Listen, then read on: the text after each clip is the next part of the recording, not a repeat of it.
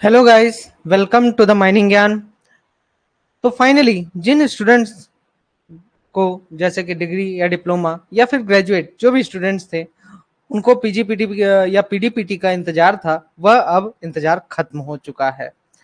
तो बेसिकली आज के इस वीडियो में हम एमसीएल की अप्रेंटिस वैकेंसी के बारे में डिस्कस करेंगे। हम यह भी देखेंगे कि आखिर एमसीएल ने कितनी अप्रेंटिस वैकेंसी निकाली है, कैसे अप्लाई कर सकते हैं, क्या प्रोसेस होगी इसमें अप्लाई करने की, और अप्रेंटिस के दौरान आपकी पेमेंट कितनी होगी और क्या क्या चीजों का आपको ध्यान में रखना है। ठीक है, तो आज का ये वीडियो तो basically final year plus degree और डिप्लोमा जिनका रिसेंटली अभी कंप्लीट हुआ है उनके लिए बहुत ज्यादा जरूरी होने वाला है। तो चलिए देखते हैं कि आखिर एमसीएल ने क्या वैकेंसी निकाली है। तो एमसीएल ने इस साल वैकेंसी निकाली है किस चीज के लिए? अप्रेंटिस के लिए, डिग्री और डिप्लोमा स्टूडेंट्स के लिए, जिसमें कि इसने माइनिंग इंजीनियरिंग के स्टूडेंट्स के लिए निकाला है कि बेसिकली जिनका डिप्लोमा है ओपन कास्ट के लिए, तो ओपन कास्ट के लिए लगभग 300 सीट इसने निकाली है और डिप्लोमा के लिए इसने अंडरग्राउंड में जो है तो 200 सीट निकाली गई हैं। ठीक है, इसी के साथ ही सिविल इंजीनियरिंग में वाली जो भी डिप्लोमा होल्डर्स हैं या इलेक्ट्रिकल या मैकेनिकल या फिर इलेक्ट्रॉनिक टेलीकम्युनिकेशन वाले, तो उन सभी के लिए भी, सिविल वालों के लिए 51, इलेक्ट्रिकल वालों के लिए 51, मैकेनिकल वालों के लिए 44 और इस तरीके से अदर वैकेंसीज भी निकाली गई हैं जो कि आप देख सकते हो। ठीक है, तो ये सारी चीजें भी आपको डिटेल्स में जिसको जरूरत हो भाई माइनिंग के अलावा जो है, ठीक है, उनके लिए। हाँ, माइनिंग बीटेक के लिए सेपरेटली इसने ओपन कास्ट के लिए इसने सेपरेटली 76 निकाला है। ठीक है तो 76 वैकेंसीज निकाली है इसने टोटल। ठीक है, तो इसका ध्यान में रखें कि आखिर क्या वैकेंसी है, किस प्रकार से आप किस में अप्लाई कर सकते हो। अब सबसे बड़ी बात तो ये आती है कि भाई हम अप्लाई कैसे करें। बहुत से स्टूडेंट्स को इस बात के लिए दिक्कत जाती है कि अप्लाई कैसे करें। तो आपको अप्लाई कैसे करना है, इसके लिए आपको क्या करना पड़ेगा, mhrdnats.gov.in इस वेबसाइट पे अपना रजिस्ट्रेशन करना पड़ेगा। आप अपना इस वेबसाइट पर जाकर रजिस्ट्रेशन करिए, एनएटीएस का पोर्टल जिसे हम लोग जनरली कहते हैं, और यहां पर जब आप रजिस्ट्रेशन कर देते हैं तो इसके बाद एमसीएल या फिर कोई भी सब्सिडरी कोल इंडिया की वो क्या करती है, वहां से आपका लिस्ट डाउनलोड कर लेती है। लिस्ट भी डायरेक्टली डाउनलोड नहीं करती है, ये आपकी जो प्रोफाइल रहेगी उस प्रोफाइल पे आपके डिस्प्ले होने लगता है। जब वैकेंसी निकालती है तो डिस्प्ले होने लगता है, तो आपको रेगुलर बेसिस पे चेक करते रहना, और जैसे ये चीज डिस्प्ले होगा आपको जाकर वहां पर अप्लाई पे बस क्लिक करना है। अपनी आईडी में लॉगिन करके अप्लाई पे बस क्लिक करना है। जैसे कि ये देखिए, मैंने अपनी आईडी खोल के रखी है, आज से बहुत लगभग 2018 की है। तो इसमें आपका जो है तो ये मेरी प्रोफाइल है, और यहाँ पे ऑफर एक्सेप्टेंस जो है तो यहाँ पे आ जाता है आपका कि आपको अप्लाई पे क्लिक करने के लिए। तो आप अप्लाई पे यहाँ पर क्लिक करके, जैसे कि अभी तो कुछ नहीं डिस्प्ले हो रहा, लेकिन जब भी कोई वैकेंसी आएगी तो यहाँ पर तुरंत ही डिस्प्ले होने लगेगा। ठीक है, एमसीएल जब निकालेगा, एमसीएल ने अभी निकाल तो दिया है कि हम इतना लेंगे, लेकिन इसीलिए आपको रेगुलर बेसिस पे चेक करते रहना है। तो एनएटीएस के पोर्टल से आप क्या कर सकते हो, रेगुलर बेसिस पे चेक कर सकते हो यहाँ पे रजिस्ट्रेशन करके। ठीक है, अपना ईमेल आईडी, अपना जो भी जरूरी इंफॉर्मेशन है जैसे कि बैंक पासबुक, इवन की बैंक पासबुक, फोटो, आपका डिग्री या डिप्लोमा का जो भी सर्टिफिकेट है, प्रोविजनल हो चाहे आपका ओरिजिनल हो, आपको अपलोड करना रहेगा। और भी जो बेसिक डिटेल्स है वो सारी चीजें अपलोड करने के बाद आपका ये आईडी कंप्लीट हो जाता है। ठीक है, तो ये चीज आप यहाँ पर ध्यान रखिए, यहाँ इन चीजों का भी ध्यान रखें। अब आपका आगे की जो प्रोसेस है कि भाई अब अप्लाई कैसे करें, यहाँ पे जैसे ही आप अप्लाई कर देते हैं तो इसके बाद आपका क्या करता है कि एमसीएल यहाँ से पूरा लिस्ट डाउनलोड कर लेगा और आपका नाम का लिस्ट निकालेगा। ध्यान से सुनना, मैं एक एक चीज आपको बताऊंगा कि आखिर आप ट्रेनिंग तक कैसे आपको चीजों को लेके चलना है जब तक कि आपको ट्रेनिंग ना मिल जाए, और इवन की ट्रेनिंग के दौरान भी आपको किन बातों का ध्यान रखना है। तो इसीलिए आपको क्या करना है, आपका यहाँ पे एक लिस्ट जारी हो गया, अब उस लिस्ट का प्रिंट आउट निकलवा लीजिए, पूरा लिस्ट नहीं, जहां पे आपका जिस पेज में नाम हो उसका, और वहां पे उसको हाइलाइटर से क्या कर लीजिए, मार्क कर लीजिए, और उसकी 4-5 कॉपीज आप निकलवा के रख लीजिए, क्योंकि बहुत सी जगह आगे जरूरत पड़ने वाली है। पहली बात। दूसरा पॉइंट ये है कि आप जब भी अप्लाई करेंगे तो उसके बाद, अप्लाई करने के बाद आपको ये जो प्रोफाइल, माय प्रोफाइल वाला हिस्सा दिख रहा है ना, इसका एक प्रिंट आउट जरूर निकलवा के रख लीजिए, लगभग 3 से 4 कॉपीज इसकी भी रख लीजिए, क्योंकि जरूरत पड़ने वाली है आगे चल के। इसमें इंपॉर्टेंट क्या होता है, ये जो कॉन्ट्रैक्ट नंबर आपका दिया हुआ है ये बहुत ज्यादा जरूरी होता है, और ये एट द एंड बच्चों के पास नहीं होता और मांग लिया जाता है, तब बड़ी दिक्कत जाती है, फिर फोटोकॉपी वाले को ढूंढते भागते रहोगे। ठीक है, तो इसका भी जरूरी है। तो इतने हिस्से का, माय प्रोफाइल वाले हिस्से का कॉन्ट्रैक्ट नंबर जिसमें लिखा हो, इसका भी आपको क्या चाहिए, प्रिंट आउट चाहिए रहेगा। ठीक है, इतना चीज समझ गए, चलो जरूरी है ना। अब आपका ये सब चीजें करने के बाद अब आपका जैसे ही एमसीएल क्या करेगा, अब एक लिस्ट निकाल दिया, ठीक है, लिस्ट निकाल लिया, आपको मैंने वहां तक प्रोसेस बता दी। अब आप क्या करोगे, अब आप जाओगे एचआरडी ऑफिस। अब एचआरडी ऑफिस में आखिर क्या क्या डॉक्यूमेंट्स लेके जाओगे, तो देखिए एचआरडी ऑफिस में क्या क्या डॉक्यूमेंट्स, मैं आपको एक बार बता देता हूँ क्या क्या डॉक्यूमेंट्स की जरूरत पड़ती है। जैसे कि आपका पहला, तो सबसे पहला तो हो जाता है डिग्री या डिप्लोमा। ठीक है, डिग्री या डिप्लोमा का सर्टिफिकेट, डिग्री या डिप्लोमा का सर्टिफिकेट आपके पास होना चाहिए। Number 2, Aadhaar card, Aadhaar, PAN card, PAN card, 10th-12th की मार्कशीट, जिसके पास बर्थ सर्टिफिकेट हो अच्छी बात है, नहीं तो 10th का सर्टिफिकेट से भी काम चल जाता है, 10th-12th की मार्कशीट।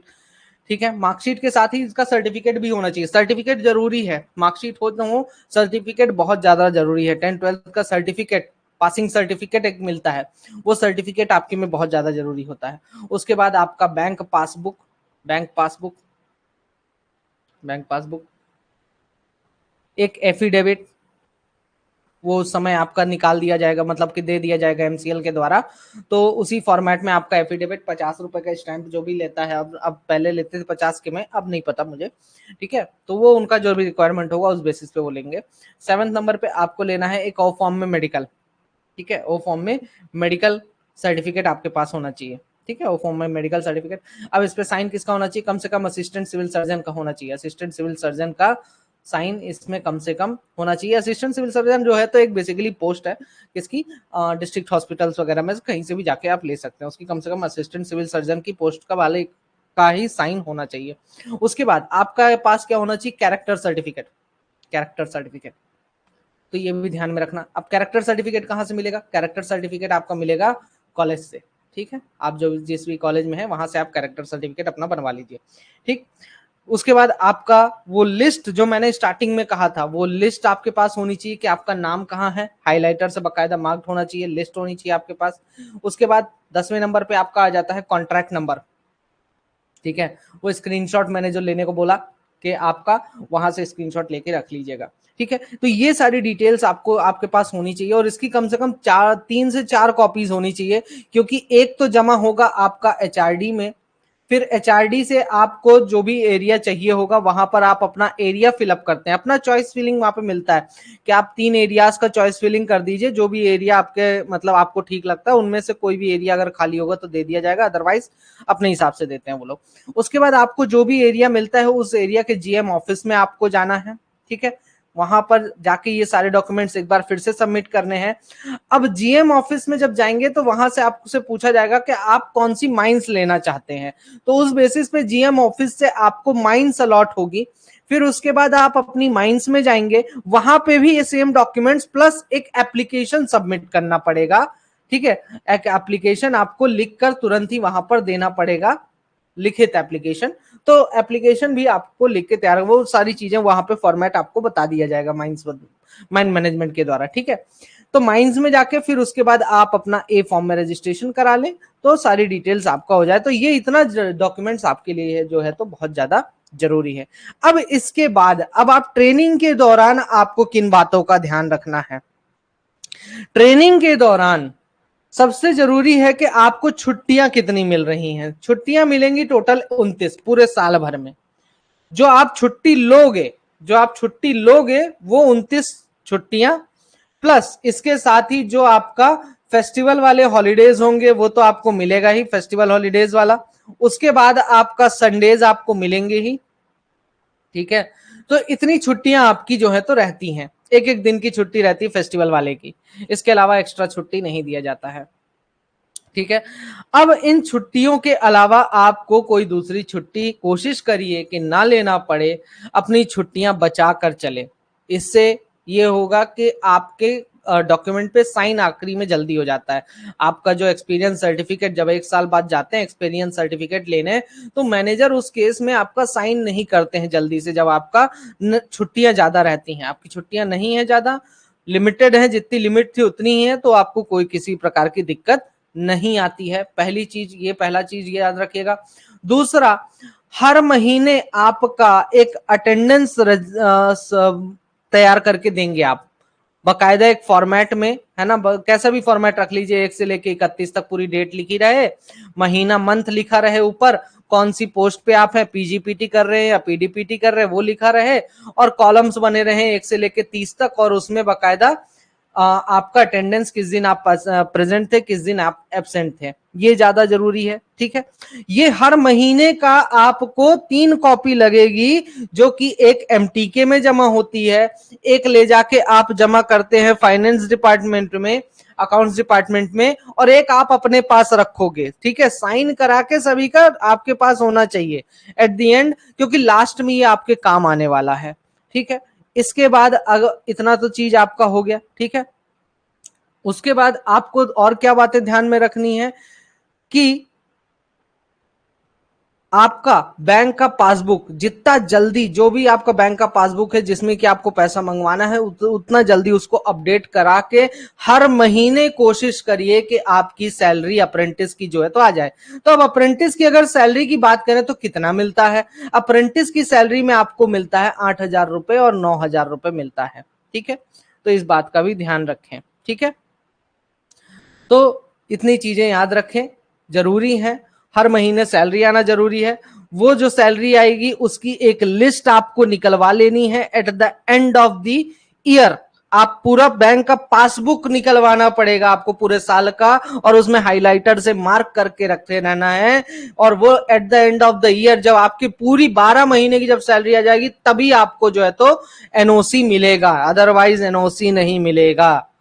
तो ये था आज का वीडियो। मैंने यहाँ पर आपको एक एक डिटेल बता दी है कि किस प्रकार से आपको काम करना है, माइंस में कैसे जाना है, कैसे अप्लाई करना है। ठीक है, तो आज के इस वीडियो में इतना ही। माइनिंग ज्ञान में बने रहिए और भी इसी तरह के वीडियोस के लिए। Till then, all the best and thank you so much.